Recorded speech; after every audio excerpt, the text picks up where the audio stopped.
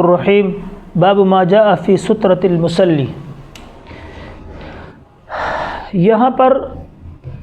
سترے کا باب امام ترمذی رحمۃ اللہ علیہ قائم فرمایا ہے۔ اب پہلے سترے کی تعریف یہ سنیں کہ سترہ اس لکڑی کو کہا جاتا ہے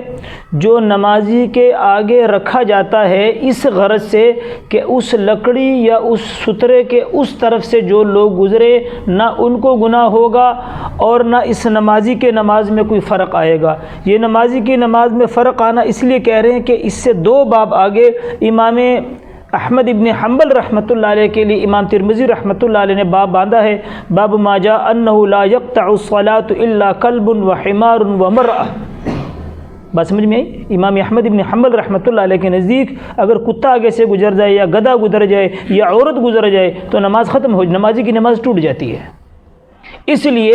یہ سترے کی غرض یہ ہوتی ہے کہ ایک تو آدمی اختلاف سے بچ جائے، نمبر دو آگے باب آ رہا ہے باب ما جاء فی کراہیۃ المرور بین یدی المصلی،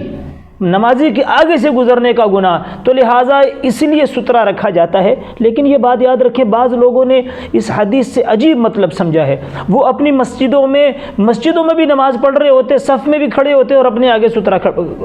رکھ دیتے ہیں۔ یہ مطلب نہیں ہے، یعنی سترے کی ضرورت اس جگہ پر ہے جہاں سے لوگوں کے گزرنے کا احتمال ہو۔ جب لوگوں کے گزرنے کا احتمال نہیں ہے تو پھر سترہ رکھنے کی اس کے علاوہ کوئی ایسی حدیث نہیں۔ اگر سترہ رکھنا لوگوں کے گزرنے کے بغیر بھی سنت ہوتا تو حضور علیہ الصلوۃ والسلام اور صحابہ اس عمل کو اختیار کرتے،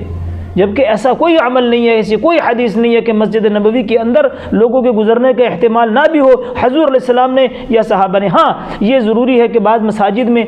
لوگوں نے سترے ابھی بنائے ہوئے ہیں، وہ یہ فائدہ کہ ایک آدمی نے گزرنا ہے یا مسجد سے باہر جانا ہے، اب اس کا گزرنے کے اب نماز نہیں پڑھ رہا ہے تو وہ اچھی بات ہے کہ وہ سترہ اس کے آگے رکھ کے اس کے آگے سے گزر جاتے ہیں،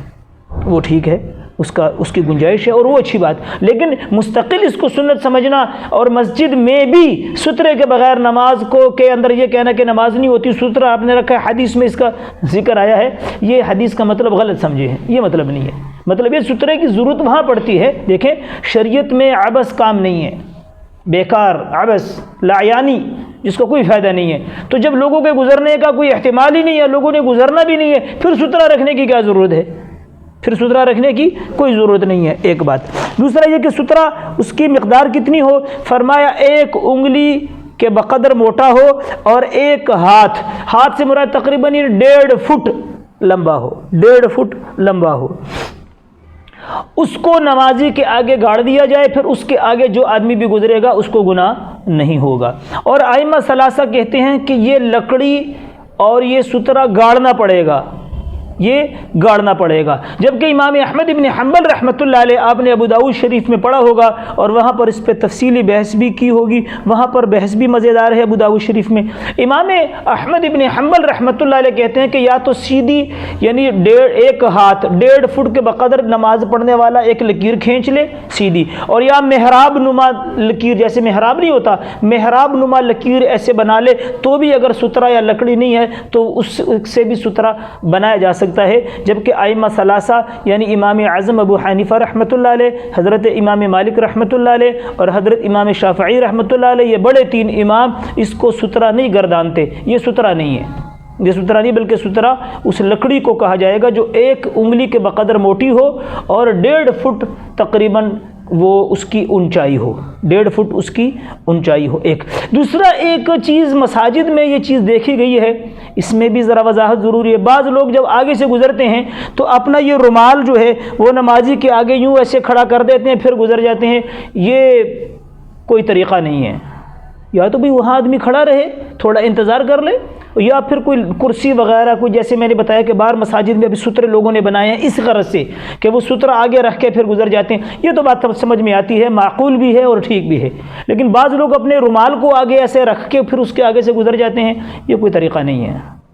یہ کوئی طریقہ نہیں ہے، کیونکہ یہ رومال نہ سترہ ہے نہ اس کو کوئی سترہ گردانتا ہے۔ جب ہم لکیر کو، اور امام احمد ابن حنبل رحمۃ اللہ علیہ قائل بھی ہیں، اس کو ائمہ ثلاثہ جو ہے سترہ نہیں گردانتے تو اس کی کوئی ضرورت نہیں۔ دوسری بات یہ ہے کہ اس باب کے اندر دیکھیں حضور علیہ الصلوۃ والسلام کے آگے سترہ رکھا گیا، اور یہ مینا کا حجۃ الوداع کا واقعہ ہے۔ مینا کا عبداللہ ابن عباس رضی اللہ تعالیٰ عنہ فرماتے ہیں کہ میں اور میرے بڑے بھائی فضل بن عباس رضی اللہ تعالیٰ عنہ جو تھے، وہ اگلا باب بھی آئے گا کہ حضور علیہ السلام کے آگے سترہ تھا، ہم گدھے پر دونوں چلے گئے اور جماعت میں شریک ہوئے گئے، اور ہم نے اپنے گدھے کو چھوڑ دیا۔ وہ حضور علیہ الصلوۃ والسلام اور نمازیوں کے آگے سے پھرتا تھا، لہٰذا کسی کی نماز بھی خراب نہیں ہوئی۔ اور باب کی روایت طلحہ، یہ موسیٰ بن طلحہ اپنے والد حضرت طلحہ سے روایت کرتے ہیں کہ حضور علیہ الصلوۃ والسلام نے فرمایا کہ جب تم میں سے کوئی ایک اپنے آنکھوں کے آگے اپنے کجاوے کے پچھلی لکڑی کے بقدر لکڑی، یعنی 1.5 فٹ کے بقدر لکڑی سترہ رکھ لے، اس کے بعد کوئی پرواہ نہ کرے کہ جو لوگ اس کے آگے سے گزرے۔ تو اب دیکھیں یہاں امام کے لیے سترہ گاڑا گیا، اور دوسری حدیث آپ نے پیچھے پڑھی تھی نماز میں کہ ابو ہریرہ عنہ کہتے ہیں کہ حضور علیہ اذان دی انہوں نے میدان میں، اور پھر ابو ہریرہ عنہ حضور علیہ السلام کے آگے تھے، ایک چھوٹا سا نیزہ تھا، انہوں نے حضور علیہ الصلوۃ والسلام کے آگے اس کو گاڑ دیا، یعنی اس کو سترہ بنایا، اور صحابہ نے کوئی بھی سترہ نہیں بنایا۔ تو یہ اس بات کی دلیل ہے کہ اگر امام کا سترہ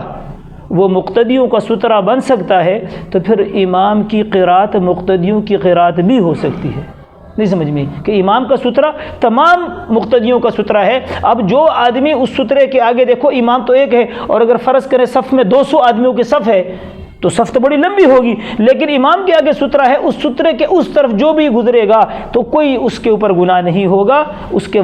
پرے جو آدمی بھی گزرے۔ تو معلوم ہوا کہ اگر امام کا سترہ، حضور علیہ السلام نے امام کے سترے کو تمام مقتدیوں کا سترہ گردانا ہے، اگر سترہ امام کا تمام مقتدیوں کا سترہ ہو سکتا ہے تو پھر امام کی قرات بھی تمام لوگوں کی قرات ہو سکتی ہے۔